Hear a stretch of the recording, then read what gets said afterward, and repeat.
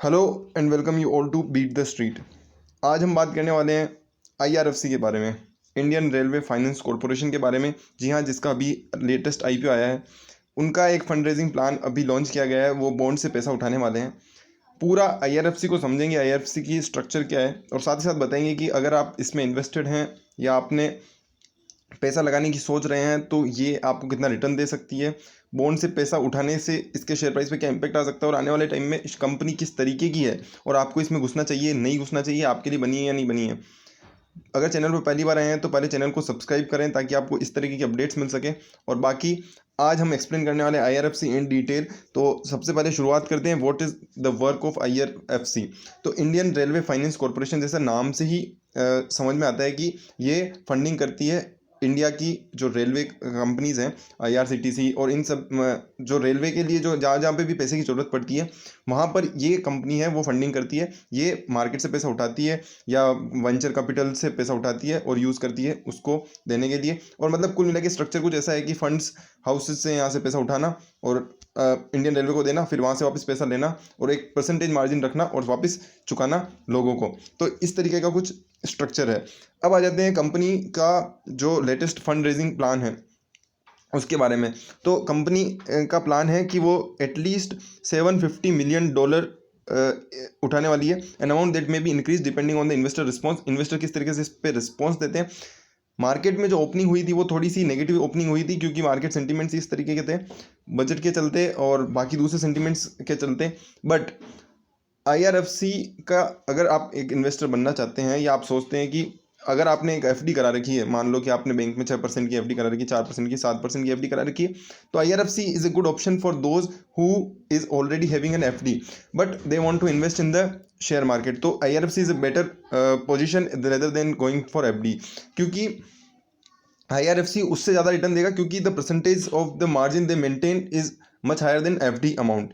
And one more thing कि आपको यहाँ पर अगर आप 1 साल रखते हैं तो आपको वहाँ पर भी टीडीएस कटता है, बट यहाँ पर थोड़ा सा कैपिटल गेन और आपको इस तरीके का थोड़ा सा लॉजिक लेके चलना पड़ेगा, क्योंकि आईआरएफसी एक शेयर मार्केट की कंपनी है और यहाँ पर आपको जब चाहिए एक लिक्विडिटी बनी रहती है। वहीं अगर आप देखेंगे एफडी में तो वहाँ पर लिक्विडिटी कम होती है, but the percentage return which I am talking about is IRFC में वो होगा कम।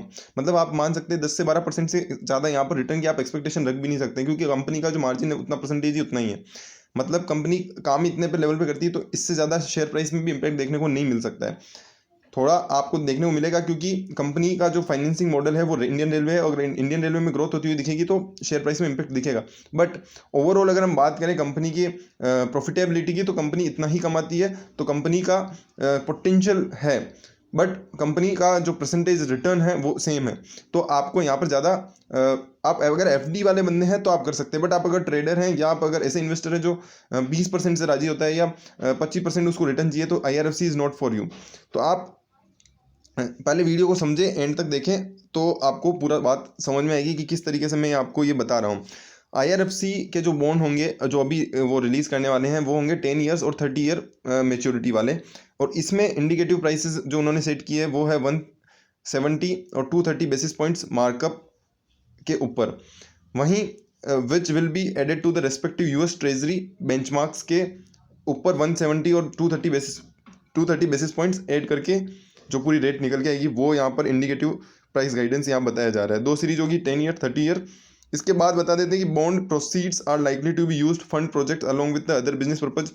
वो प्रोजेक्ट्स को फंडिंग के लिए साथ साथ और दूसरे बिजनेस पर्पज में भी उसका पैसा यूज होने वाला है। और साथ ही साथ that US 10 year treasury yield doubled to 1.1%। अब आपको करना क्या चाहिए, तो आपको ये एफडी से ज़्यादा रिटर्न देने वाला है, क्योंकि consider it as an FD rather than a stock. इसको स्टॉक से ज़्यादा हमें एफडी समझना चाहिए, क्योंकि यहाँ पे वोलेटाइल एक तो लो वोलेटाइल है, और जो पैसा दूसरी जो कंपनीज लगा रही है वो है डेट फंड्स। और इस तरीके के फंडिंग कंपनीज, इस तरह के फंड्स जो आप देख सकते हैं जिनका रिटर्न इतना हेफ्टी नहीं होता है। मतलब अगर डेट फंड की बात करें तो डेट फंड का रिटर्न लाइक एन एफडी होता है, मतलब उनमें ज़्यादा वोलेटिलिटी नहीं होती है, बट वहाँ पे थोड़ी सी रिस्क इसकी होती है कि कंपनी ने अगर पेमेंट नहीं किया तो यहाँ पर डेट फंड को नुकसान होता है।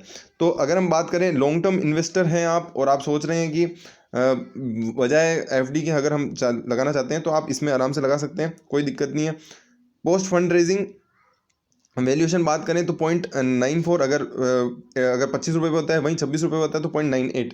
अब what does the company do, जैसे मैंने बताया कि ये प्राइमरी बिजनेस इनका है रोलिंग स्टॉक को असेट एक्वायर करना, फाइनेंसिंग करना, पावर्ड अनपावर्ड व्हीकल एक्वायर करना, फाइनेंशियल लीजिंग करना, ये तरीके का इनका काम है।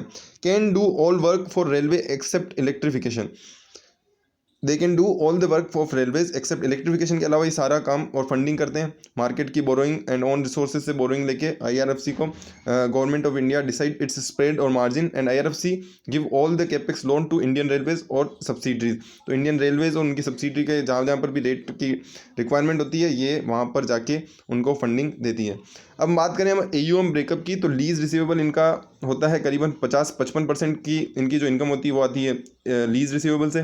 दूसरी बात करें प्रोजेक्ट असेट की, अगर हम लीजिंग की बात करें तो वहाँ से आती है 42%। वहीं अगर लोन्स अगर दूसरी PSU एंटिटीज़ की बात करें तो 2.25%। तो आप ये आराम से समझ सकते हैं कि किस तरीके से इनका AUM है, किस तरीके से ये पैसा अर्न करती है। तो मेन लीज रिसीवेबल और प्रोजेक्ट लीजिंग और प्रोजेक्ट असेट है।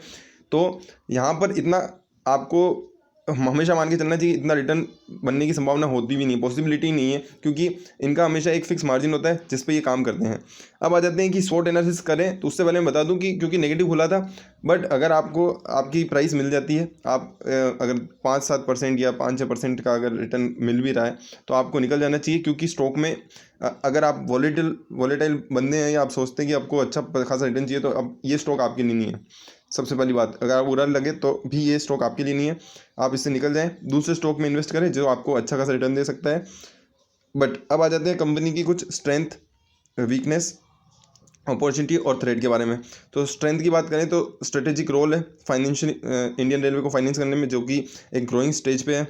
दूसरी बात, इनका जो बिजनेस मॉडल है वो काफ़ी लो रिस्क है, NPAs नहीं है, एसेट लाइबिलिटी मैनेजमेंट पे काफ़ी काम है, स्ट्रॉन्ग एसेट लाइबिलिटी मैनेजमेंट है, बोरोइंग काफ़ी चीप रेट पे करते हैं। वहीं वीकनेस की बात करें तो अगर इंडियन रेलवे का अगर डिपेंडेंसी इससे हटके कहीं और आता है, या फिर ऐसा मान सकते हैं कि वहाँ पर अगर रेवेन्यू घटता हुआ नज़र आता है, तो अगर इनको मार्जिन कम मिलता है तो यहाँ पर ये एक वीकनेस आप मान सकते हैं। वहीं अपॉर्चुनिटी की बात करें, क्योंकि मॉडर्नाइजेशन चल रहा है रेलवे में, काफ़ी हेफ्टी ग्रोथ है, IRCTC का आप देख सकते हैं, और दूसरी कंपनीज जो है उनमें भी काफ़ी अच्छी ग्रोथ है रेलवे में, तो वहाँ पर पोटेंशियल बनता है। वहीं थ्रेड्स की बात करें तो government of India decides the spread, तो वहाँ पर एक थ्रेट है कि वो कंपनीज़ को, जिस कंपनी को अच्छा दिखाना चाहती है वहाँ का स्प्रेड कम भी रख सकती है। तो ये थोड़ा सा आप मान के चल सकते हैं कि थोड़ा अनफेवरेबल सा लगता है। वहीं की नंबर की बात करें तो कैपिटल रिस्क एडुकेसी रेशो की बात करें तो वहाँ 434% है, leverage 11.7, price to book value nearly 1। तो ये सब नंबर्स तो ऑलरेडी अच्छे नंबर हैं और इनमें कोई कमी नहीं है। Companies is all good. Profit after tax में आप 1630.4 करोड़ से बढ़कर 1886 करोड़ हो चुका है इस year. Return on asset is quite good 0.66% versus 0.073%। वहीं रिटर्न ऑन इक्विटी भी also 7.74% versus 7.02% year on year basis पे। And revenue also growth 6576.9 crore से बढ़कर 7384.83 करोड़ हो चुका है। आ जाते हैं कुछ एंकर इन्वेस्टर्स की। तो एंकर इन्वेस्टर में आप देखें HDFC trustee company limited, HDFC trustee और इस तरीके के निपॉन लाइफ इंडिया ट्रस्टी, इस तरीके के फंड्स ने यहाँ पे काफ़ी पैसा लगाया है, जो कि मोस्टली डेट फंड्स हैं। जी हाँ, डेट फंड्स ने ही यहाँ पर ज़्यादा पैसा लगाया है। तो डेट फंड में आपको भी पता है कि इतना रिटर्न देखने को नहीं मिलता, इतनी वॉलेटिलिटी नहीं होती है। स्टॉक में भी सेम वही चीज़ होने वाली है कि वहाँ पे वॉलेटिलिटी इतनी नहीं देखने को मिलेगी, और आपको अगर आप एक वॉलेटाइल बंदे हैं, आपको रिटर्न ज़्यादा चाहिए तो आप इस स्टॉक से निकल सकते हैं। अगर आपकी कॉस्ट पे भी आ जाए तो आपको यहाँ पर निकल जाना चाहिए, और थोड़ा अच्छा खासा रिटर्न बन रहा है तो आपको यहाँ से निकल जाना चाहिए, क्योंकि ये स्टॉक्स स्पेसिफिकली केवल एक ही काम करता है। और आप देख सकते हैं स्ट्रेंथ, अपॉर्चुनिटी, वीकनेस, थ्रेट को देख के आपको भी पता है कि यहाँ पर मार्जिन के अलावा और कोई काम है नहीं। तो अगर आपको वीडियो पसंद आई है तो वीडियो को लाइक करें, शेयर करें और सब्सक्राइब करें बीट द स्ट्रीट चैनल को। और बाकी अगर आपको कोई स्टॉक रिकमेंडेशन है जिसमें हमको वीडियो बनानी चाहिए तो आप बता सकते हैं। IRFC के लिए आज इतना ही। Thank you so much. Thank you.